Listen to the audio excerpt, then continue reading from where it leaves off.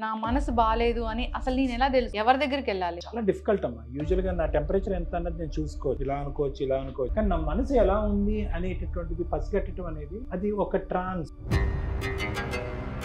ఎందుకు భార్య భర్త, భర్త భార్య వీళ్ళిద్దరు ఎందుకు అంత పెద్ద శత్రువులు అవుతున్నారు అసలు ఈ రోజుల్లో అంటారు కదా, అంటే ప్రత్యేకంగా ఎక్కడుంది ఈ ఇప్పుడు ఎందుకు అవుతున్నాయి సార్ ఈ గొడవలు అంటే కనుక ప్రధానమైనటువంటి ఎలిమెంట్ ఏదైనా ఉంది అంటే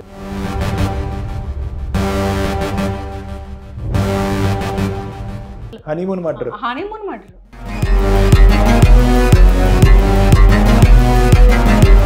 ఇప్పుడు ఆ బ్రైడ్ అలా ఉంది, ఈ లక్షణాలు బట్టి దీనికి క్రూయల్ మెంటాలిటీ ఉందని మనం ఏమైనా తెలుసుకోవచ్చు సార్? అమ్మ, ద థింగ్ ఈజ్ ఏంటంటే వీళ్ళు సడన్ గా అప్పటికప్పుడు పుట్టరు అమ్మ. చాలా మంది అనుకుంటారు అంత దారుణంగా ఎలా ఉంది.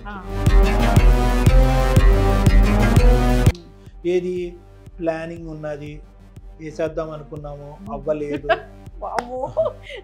ఇలాంటి మన దగ్గరికి వస్తూ ఉంటే మనకు చౌట్లు పెడతా ఉంటే మనం కుర్చీ కొద్ది దూరంగా జరుపుకుని వింటా ఉంటాం.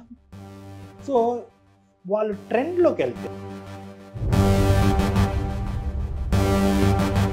అంటే నేను చాలా మంది చెప్పడం జరిగింది, నా జూనియర్స్ కానీ అట్లాగా ప్రొఫెషనల్ వెంజెన్స్ అంటారు, రివెంజ్. సంతోషపడ్డారు, వాళ్ళు పార్టీ చేసుకున్నారు నన్ను కిందకి లాగేసి అని.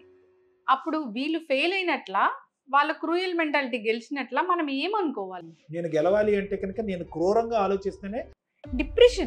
నాకు డిప్రెషన్ ఉంది అని నేను ఎట్లా తెలుసుకుంటాను అసలు? మంచి మాట. సి ద థింగ్ ఈజ్ ఏంటంటే చాలా మందికి వాళ్ళకి డిప్రెషన్ ఉన్నట్టుగా తెలియదు. ఎందుకంటే కనుక ఇందాక నేను డిప్రెషన్ బాగా ఎక్కువైంది, మనం ఇలాంటి డాక్టర్స్ దగ్గరికి వెళ్ళలేదు అన్నప్పుడు దాని పీక్ లెవెల్ అంటే ఏంటి అసలు? సూసైడ్.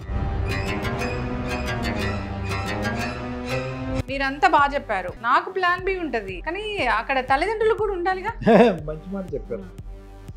ఈ పెద్ద పెద్ద ఆర్గనైజేషన్ అన్ని కూడా పిల్లల మీద నడిచేవి కాదు. ఈ పేర్లు చెప్పను కానీ 1వ ర్యాంకు నిజంగా చెప్తాను మేడం, బీహార్ యూపీ నుంచి అంట